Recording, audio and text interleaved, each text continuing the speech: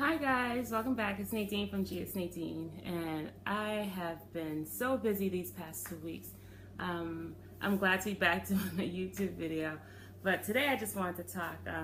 So for the past 2 weeks, I've had, it seemed like my entire family visiting us from different parts of the country. My sister came, she comes every summer. She lives in Arkansas with her 3 boys, and then my cousin came from Texas. The one I went to visit, she came to visit me, and my father-in-law surprised us and came with his friend all the way from Atlanta. So we've had a house full of people, and it's been a great time, but I'm not gonna lie, I'm glad to get my house back because it's been chaotic here. It's been laundry alone is just an issue. If you don't know me, laundry's my nemesis. I don't like laundry, but I'm still doing laundry after it's been, everyone left Wednesday. Yeah, it's only been 3 or 4 days. So I've had a house full of people, 7 kids, 5 boys, 2 girls for 2 weeks. And my nephews, I love them, and my kids, when they get together, it's like a love-hate relationship. They love each other for like 2 or 3 days, and they start hating each other and back to loving each other. And but yeah, it went pretty well this year. Reason why my nephews come not only to see family, but we at my church we have Vacation Bible School, as we call VBS.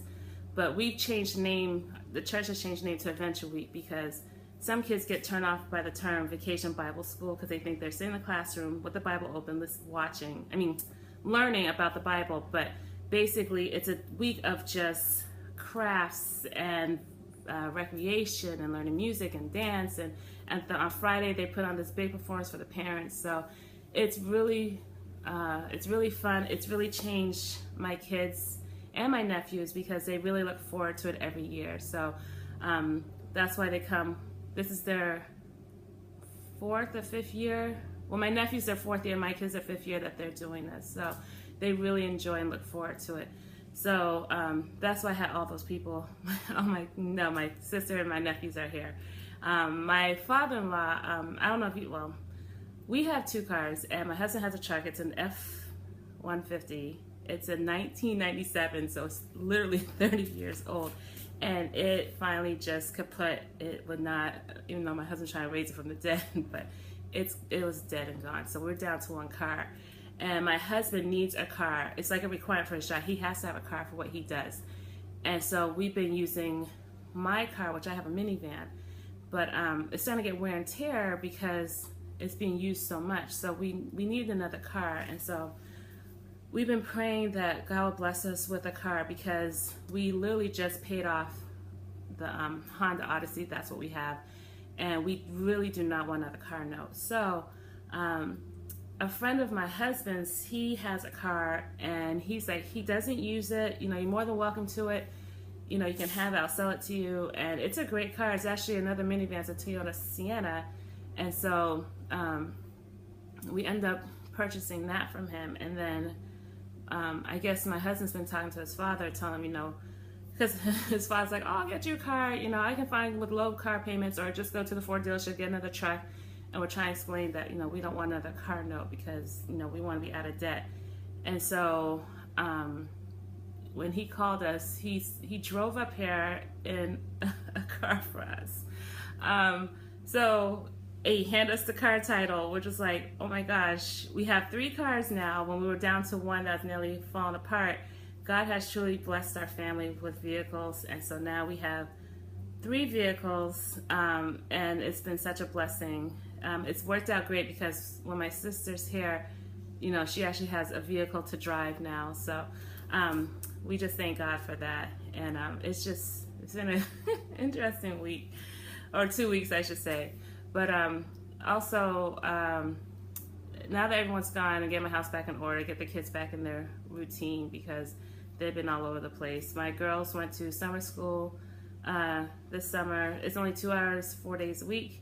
And now my youngest son and daughter are now in the process of taking swimming lessons. So we still got about a month left before school starts. So we are actually flying out to Atlanta in the next couple of weeks to see my husband's family, and that should be a fun time because we go every year.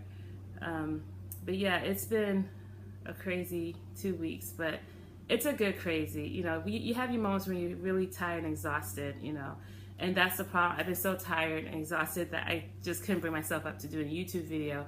And with 7 kids in the house, it's very hard to do that because I'll literally have to get up like at 5 in the morning just to make a video because these kids do not sleep late. I'm like, when school starts, you know, they don't want to wake up, but summertime they wake up at the crack of dawn. I'm like, why are you guys up so early? Why do you have to wake me up? So, yeah, now the house is quiet. It's, you know, it's early, so I decided let me do a quick video and just talk about my summer so far. Right now, you ever have a moment in your life where you've been really wanting something? And in case you don't know, I am a Christian. I believe that Jesus Christ is my Lord and Savior, and I live my life based on the Bible. And I pray a lot, I journal a lot, I read a lot of the Bible because that's what helps me get through my day. That helps me to know how I'm supposed to live. But I've been praying for the past 2 years for a new house. We are, like I said, we are renting, and it's a 3-bedroom, 2-bath house. Well, 2-family house, I should say, because we have tenants below us. And, you know, we've been praying, well, I've been mostly praying for a new home. And the town we live in is very, very expensive. And it's just like, I don't know how we can get a house here. And, you know, some days I'm grateful for where I'm living because, you know, they have great school systems, and that's why I moved to this particular town. But it's just frustrating at times when, you know, the house is starting to fall apart. It's starting to show. The landlord's doing the best he can to just get things repaired. But I get to the point that I get frustrated and even teary-eyed, like, when can we move into our own home? And it's just been a process. And, you know, I found a house I love, but it is like way out of our price range. I mean, skyrocket out of price range. And I just know that the only way to get this house is through God, because I always tell people anything's possible through God. God says to come to Him and pray for anything. And this is what I tell people: God will provide all your needs, and He might provide some of your wants. And so this is not. It's a need, but it's a want. It's more of a want. I need a better home, but I want this particular house, you know, because I have 4 kids, and there's a girls' room and a boys' room, and they are like constantly fighting, arguing, and my husband and I realized that if they had their own rooms, it'd be great. So this house is a 5-bedroom house, and it's beautiful.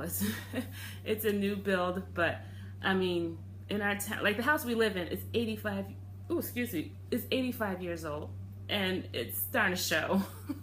And this house is brand new. It was built beginning of this year, you know, and the price has gone down, and they can't sell it probably because it's too high in price, you know. But I just been praying, Lord, this is what, you know, if this is for us, I just pray that you will just find a way for us to, you know, buy this house. And when I say buy, I'm not trying to have a mortgage. I literally want to just pay it straight out. You know, like I said, anything's possible through God. And I mean, the way I believe this is because of things He's done in the past. Because when we lived in Atlanta, when we first got married, we lived with my husband's parents, and I told my husband that I want to live in Union City, Georgia, which is it's near College Park. It's about 10 minutes from the airport, and it's an expensive town. And my husband's like, no, there's no way we can afford that, you know. And at first we had a contract on a house in Covington, Georgia. I know you guys probably don't know these locations, but if you live in Georgia, you probably do. But the house in Covington was like $100,000. We barely got approved for it. Then I ended up losing my job. We ended up losing the house. And then I was like, okay, I want to live in Union City, Georgia. And so I was like, there, it's more expensive there. And then for us to, I don't know, it was God. We got approved for a large amount of money, a large amount loan, and was able to move to Union City, and God worked it out. And then there was a time, because I was praying about that, but there was a time I didn't pray for this, but I just said, I was like, by the time our oldest one is about 6, we should consider moving to another state because, the school system. And within the year, we ended up moving to Boston, which was, awesome, and then when we got to Boston, I told him I want to live in this town. I don't want to disclose what town I live in because I just want to, keep my life private when it comes to where I live. So, but this town is very expensive, and my husband, again, he's like, there's no way. But I prayed, and God blessed us with this home, this rental. So for God to do all those things, I believe that anything's possible, and I will not give up. And and I ask God, I tell God, if this is not for us, please please help me focus on something else, on a different home, or just not be so caught up with this one. So we'll see. But yeah, if you don't believe in God, I'm not trying to convert anybody. I'm just expressing my faith out there, and prayer works. If you don't believe it, trust me, prayer works. God is always there. He's always listening. And there's nothing you can do in this world that God will just reject you. He will never reject you. So but so we're just praying for a house, and we're very close to getting out of debt. We follow the Dave Ramsey way of getting out of debt, snowball effect, and but we don't follow it to a T. We have the emergency fund, but some debts that we have, you're supposed to start with the smallest debt, pay that off. The money used on that small debt, put it towards the next biggest debt, and so on and so on.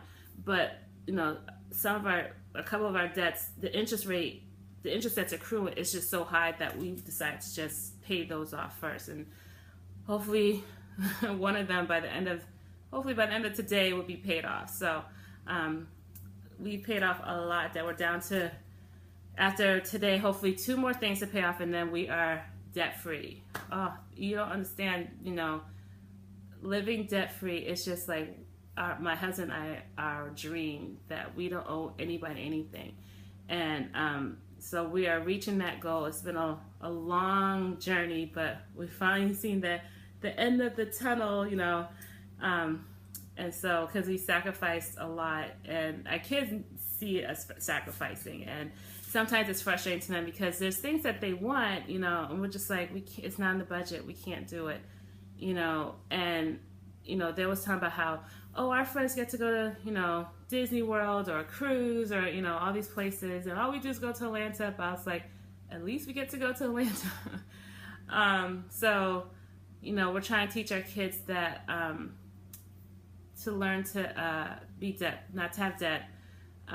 My goal is that they do not take out a loan for college when that time comes, that they will find scholarships, maybe work for when it's time for them to go to college. We're teaching them the difference between wants and needs, because my kids, they say, I need an iPhone 7 rose gold. I'm like, no, you don't. That's my oldest daughter. I was like, you just need a phone. So she has an Android. It's just like, I have an iPhone 5S and it's glitching, but I refuse to get it. I take it to the Apple store. They put this little icon on it to fix it so it can work. And he's like, your phone is fried, and to fix it will cost close to $300. He's like, you might as well get a new phone. And he's like, oh, you can get a phone, you can get a contract, you can just pay it off in time. Like, no, I'm not trying to do that. So he also mentioned that I believe the iPhone 8 is coming out in September. So he said, if you wait until September, then the iPhone 6 will be cheaper than it is now. So I'm praying and hoping that my phone will last that long. Even though it's glitching, I'm hoping it will last that long, and that's why I'm saving up to buy that phone. I'm also in the market for a camera to do YouTube videos. I am on my iPad doing my YouTube videos, and it's great, but sometimes it gives problems. But I'm just pricing and just saving up for it, because again, we don't use credit cards. I don't try to play beat the bank with my checking account or our checking account, even though that's the way it used to be when I was in college. I used to try to beat the bank. Oh, I can get this, and hopefully my check will be deposited soon. Yeah, I should be able to no, that mindset is gone. So I'm trying to do that, but I'm about to do a video, hopefully today or tomorrow, of my closet. It is a mess, and I will put a picture right here so you can see what a mess my closet is. And I'm going to do a clean out and just give some tips and tricks of how to keep it organized, because I used to have it organized, but because I've had all these guests, I just keep throwing things in there, and it's just gotten out of control. So, but if there's anything, you want me to do a video on, just let me know. I mean, it could be DIYs, it can be cleaning, organization, which is what I really like to do. I just thank you guys for just watching my videos, and if you're not a subscriber, I'd love to have you. Just click that red button below, and also if you click the bell, you can get notices of when my videos come out. That way you'll always be in the know when I put one out. Thank you so much for watching. Comment, like, subscribe, and until we meet again, have a very blessed day.